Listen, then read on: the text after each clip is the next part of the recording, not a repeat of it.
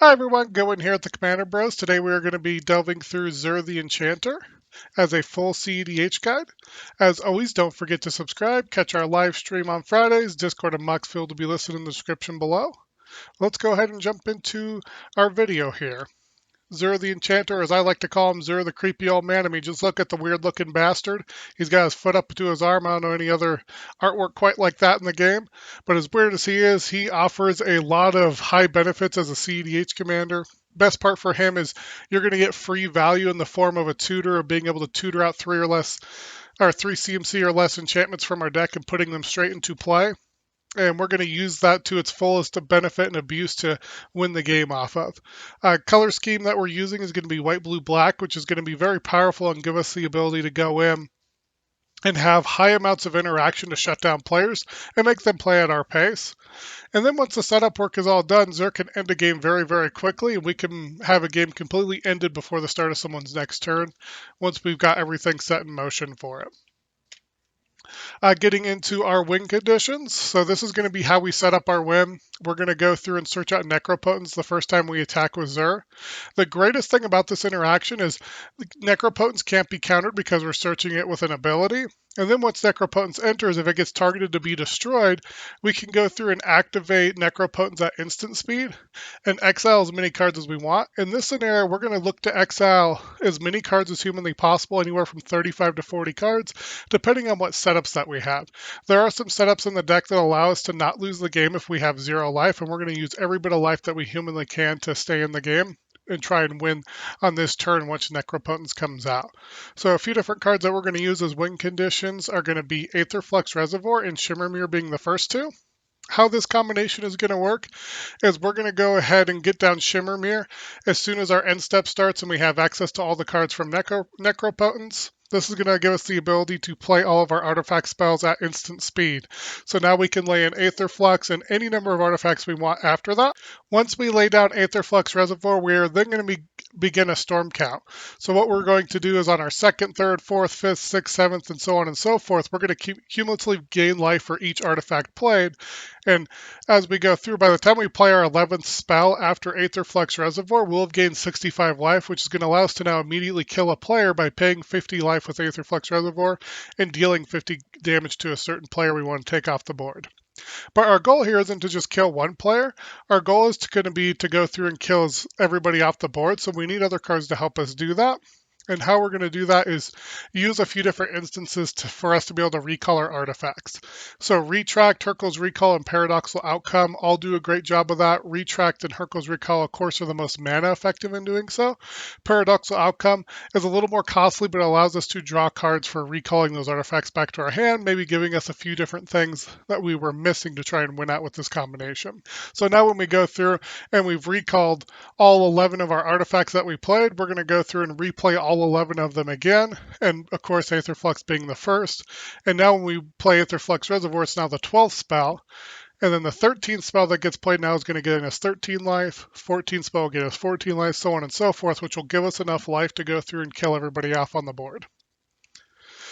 Getting into our secondary win condition, if for some other reason Aetherflux Reservoir gets countered, gets exiled, we're not able to stop it, or we just don't get enough artifacts to try and win the game and kill everybody off. Let's say we only get the ability to get one player down and just can't gain enough life. Well, what can we do? Well, if we happen to draw into Quicken and Sickening Dreams, we can make Sickening Dreams an instant speed ability or an instant speed spell, and go through and now discard X cards from our hand and deal X damage to everybody on the board, which is very powerful. But if we only have 35 cards in hand when we play this, that won't quite kill everybody in most cases. So using Paradoxical Outcome will allow us to at least draw enough to get above that 40 card count so we can deal at least 40 damage to everybody on the board. And this is going to be a very strong second win condition if Aetherflux Reservoir fails us. And then other setups that we can use so that we're not so reliant on Shimmer Myr is going to be these three spells here. The first one being Veldokin Orrery, the second being Wrath Caption Ship's Mage, and Emergent Zone. So the first two are going to allow us to play all of our artifact spells at flash speed. So if we have those down prior, we don't need Shimmer Myr. And Emergent Zone allows us to pay one and sacrifice it and play all spells at flash speed. So that's going to help us dramatically in being able to not be so reliant on what we draw from Necropotence if we have these guys down prior. And then, of course, other things we're going to have in the deck that are artifacts that we're going to play at instant speed with our storm count is things to make our artifacts cost less so that we can pay 0 or 1 mana for those things so that we can essentially gain mana for playing our artifacts and be able to get up to a high storm count a whole lot easier. So after all this craziness, if we get completely shut out, well, we don't want to discard all these cards, so we do want things like Spellbook and Thought Vessel to give us no maximum hand size to be able to have all of our interaction with about 35, 40 cards in our hand, and we can go through and shut down someone from winning over the next turn and be able to get to our next turn and play still. And then our last win condition and the most potent and powerful one in the deck is going to be Demonic Consultation to Thassa's Oracle or Tainted Pact to Thassa's Oracle. What this combination is going to do for us is when we play Thassa's Oracle, we're going to play Demonic Consultation or Tainted Pact in response. Both of these cards essentially say name a card. If it's not in our deck, exile every card from our library. So before the ETB goes off for Thassa's, we're going to exile our entire library. Thassa's is in play. We have less cards in our library than Thassa's Devotion. We win the game. All right, got our win conditions covered. Let's jump into land base here. As always, I always emphasize in every CEDH deck or any CEDH deck that you're playing that all your lands need to come in untapped. The only exceptions to this is if you're using some sort of triumph that you can search out with a dual fetch land. Triumphs in some cases are okay, especially in 4 or 5 color decks that allow for you to be able to have a tapped land and not get hurt by it. In a 3 color deck, we need our lands to come in untapped all the time. And in a CEDH format, you always want to be able to have access to that mana right away. So we're going to start with 17 basics being the bulk of our lands and 7 islands, 6 plains, and 4 swamps. The reason the swamp count is so low is this is mostly a white and blue deck, and we're only using the handful of swamp for a few tutors, casting Zur, and a few different spells that we have in the deck. So we don't need a ton of swamp to be able to play this deck. It's going to be very white and blue focused. On our fetch lands, we are going to use 10 different fetch lands. The reason we use so many is to help thin our deck down, so when we use Necropotence, we don't have as much land in the deck and we're not drawing that as much, and we're able to get more artifacts and more spells into our hand. And then our other dual land is going to be Hollowed Fountain. This is going to be the only regular dual land we have in the deck. It's going to be a white and blue one that comes in untapped and is a Plains Island in addition. So it can be searched out very easily with our fetch lands. We are going to have 3 all-colored lands and Command Tower, City of Brass and Mana, Confluence, just to help with getting stuck on having enough mana of a certain type. And then Selfrid's Coliseum is essentially going to be a fancy island that can be sacrificed to draw us 3 cards and discard 3 cards. And then, of course, Emergent Zone, which I covered. That's going to give us the ability to play all our spells at flash speed after we've used Necropotence.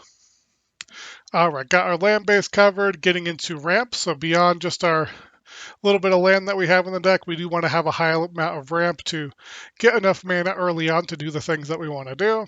The first is going to be Dark Ritual. Of course, this helps us get Zur out a little bit faster and play some of our tutors right away, so we can turn one into a tutor. That's 2 or 3 cost. We can also go through and play Zur on as quick as turn 2 as well. The Jewel Lotus, again, helps us get Zur out faster, so very helpful in that manner. Lotus Petal is going to give us 1 mana of any color, which again, for in a short-term sense, will help us get Zur into play a whole lot quicker.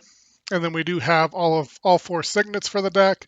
And then 2 of our talismans, of course, looking to get that 3rd talisman in place of Thought Vessel over time. Just haven't quite got it into the deck list yet. And then going into Mana Crypt, Mana Vault, and Mox Amber, of course, we do want very low cost, different rocks that give us a ton of value, and these are 3 of the best at it. And then Soul Ring just being a normal staple in Commander. It's a no-brainer to pay 1 colorless and get 2 colorless immediately for it. All right, getting into card draw. So since we draw so much with Necropotence, and that is our main win condition, we don't need to draw a ton of cards with this deck. So we're only going to have 4 different draw cards. Frantic Search is going to allow us to draw 2 and discard 2 and untap 3 lands that we use for it. So it's essentially a quick way to cycle through our deck and find things that we might be able to help us in a short-term sense. Brainstorm, of course, which gives us the ability of knowing what cards are coming to us while being able to draw a card. The other 2 are more powerful in Mystic Remore and S for Sentinel, which are going to give us draw every turn off of our opponents for playing spells, and more specifically non-creature spells, where they're either going to have to pay mana for those non-creature spells, or we go ahead and get draw power off of it. Getting into tutors, we do have the best combination of tutors in the deck with having access to black and blue.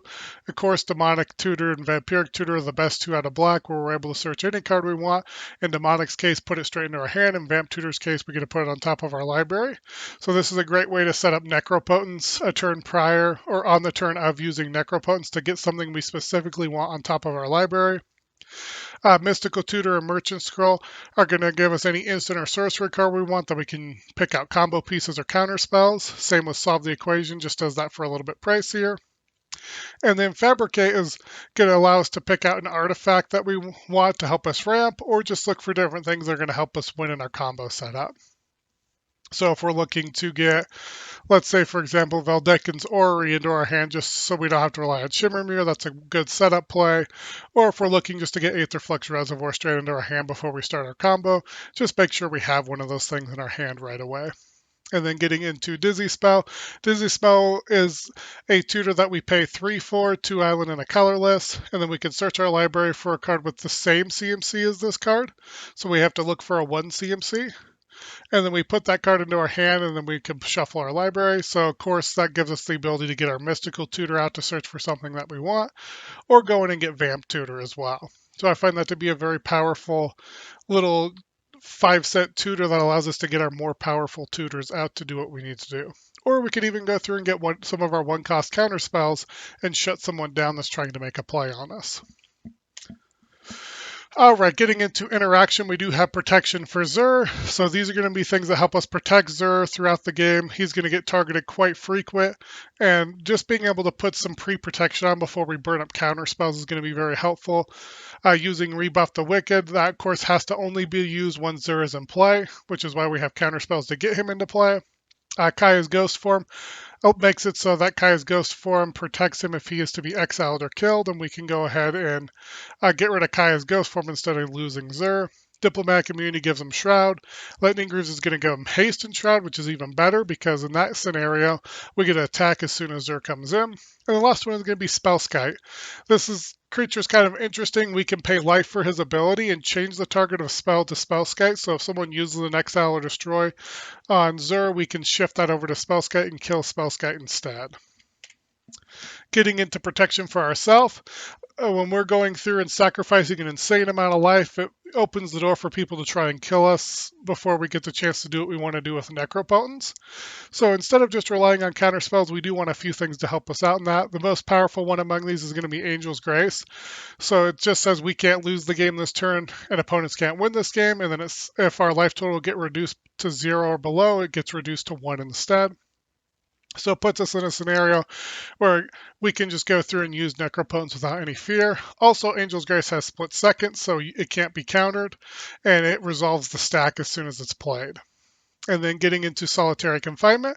At the beginning of our upkeep, we have to discard a card, and we have to skip our draw step, but it gives us Shroud and prevents all damage that would be dealt to us.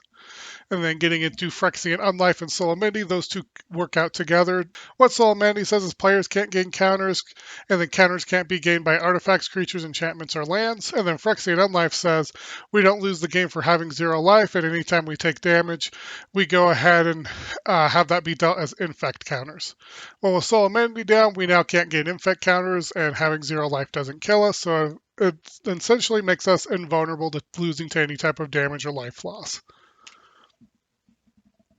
Getting into one of our better forms of interaction, this is going to be information gathering. So this is going to be a very underrated part of the deck, and I'll go through it here fairly quick. But I just want to put out the importance of knowing what you're up against is going to give you a big advantage over beating opponents. The first card is going to be Spy Network. It allows us to look at someone's hand and then also look at the top card of their library. And then we get to look at the top 4 of ours. So this gives us a ton of information of what's coming down the pipeline with a player that we're not sure of what they're going to do. And it can give us some confidence in what we're getting ready to play. Telepathy is insanely powerful. Our opponents have to play with their hands revealed. So each time they draw, it gets put out for everyone to see. And everything in their hand is flayed out for everyone to see as well. And it makes it very easy to play things with confidence. Getting into interaction for destroying, we're going to start with Path to Exile and Swords to Plowshare. 1 white, we can exile any creature we want off the board. And then of course Cyclonic Rift and its dual purpose of returning any non-land permanent we want for 2, or paying 7 and get major pacing above players and make them return everything they have, and we get to keep all of our stuff, is insanely powerful. Very strong interaction cards to help us get ahead early and put down commanders that threaten us. And then our last form of interaction is going to be an ungodly amount of counter spells. So we have an Offer You Can't Refuse, which counters a non-creature spell, gives the controller 2 treasure tokens. Arcane Denial, which counters any spell, and it gives the controller 2 cards, and we also get to draw 1 off of it during the next upkeep. Good old generic counterspell, counter any spell we want for 2 blue. Delay, which is kind of a hilarious counterspell, 1 blue and a colorless, and it's going to counter a spell, put it in exile with 3 time counters on it as a suspend spell, and then after 3 turns has passed, that spell finally goes through, which is pretty hilarious in the sense of most CEDH games aren't going to last past the 3 turns that something like that gets played, and if it does, you're playing from behind anyways, and it's not a big issue. Next one is going to be Dovin's Veto, which is one of the most powerful counter spells in Magic. It says this spell can't be countered, and we can counter a target non-creature spell. So if we go to counter something and someone counters us back, Dovin's Veto makes sure that we allow our counter spell to go through, and we can counter that counter spell. Getting into Fierce Guardianship, of course, as soon as we have Zur down, Fierce Guardianship becomes free CMC to use, so 0 CMC to get it played, and it counters any type of non-creature spell we don't like, whether it's targeting us or pushing a win condition for someone else. Next is going to be a Mana Drain, which is a better form of counter spells. 2 blue as that same type of spell, but it allows us to gain mana for the CMC of the spell that we countered. Mental Misstep, which allows us to pay for life, so we can simply just pay 2 life and counter target spell with converted mana cost 1. So if we see someone with a turn 1 Soul Ring, an Esper Sentinel, a Mystic Remora, we can take those spells away from someone. And then, of course, Negate. Negate's going to allow us to counter a non-creature spell for 1 blue and a colorless, which is very nice in a 3-colored deck. No, and I really did mean an ungodly amount of counterspells. There's 13 in this deck to be exact. Most decks don't run as many counterspells as Zur. They usually have a little bit more interaction, but having access to so many great counterspells are better options here. Next one we're going to run with is Pact of Negation. This one costs 0 to counter a spell. Only downside is at the beginning of our next upkeep, we have to pay 5 mana. If we don't, we lose the game. Kind of some fun trickery with this is you could play Angel's Grace at your upkeep, and it says you can't lose the game, and for 1 mana you could cancel out Pact of Negation. Additionally, if we're playing Pact of Negation, it's usually in the sense to try and win the game, and we're not worried about trying to get to our next upkeep anyways, and we're going to try and push a combination win right then and there, and have Pact of Negation on standby to just get rid of anything that's trying to stop us. And then Rebuff the Wicked, of course, covered this guy. This is going to be part of our protection for Zur. Render Silent, counter target spell, and then its controller can't cast spells this turn, which is insanely powerful as a 3-cost counter spell. It just shuts someone's turn completely down, so we can counter something right away we don't like and make it so that player can't play spells for the rest of their turn. And gaining a whole turn on someone and making their turn utterly useless is a huge deal in CEDH. Anytime that we can gain value over the top of someone for very little mana is going to be a big deal. And then lastly, Spell Pierce. Counter target non-creature spell unless its controller pays 2. So of course a great early on counter spell where mana is going to be tight throughout the entire CEDH game. Allow us to sneak this guy in. If someone doesn't have 2 mana open, we get to counter something we don't like. And with that, that is going to end our full CEDH guide on Zur the Creepy Old Man. I mean, Zur the Enchanted. As always, don't forget to subscribe, catch our live stream on Fridays, and then our Discord and Mox Field are in the description below as a reminder. Thank you guys again for watching the video, and until next time, see ya.